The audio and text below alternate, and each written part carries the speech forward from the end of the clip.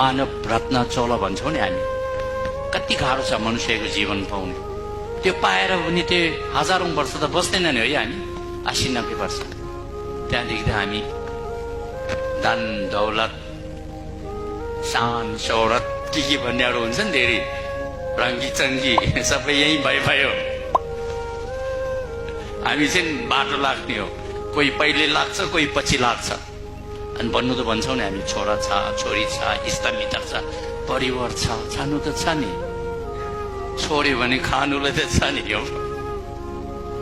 तर हामी आफै गइसकेपछि हाम्रो निम्ति सोचिदिने कति छ त।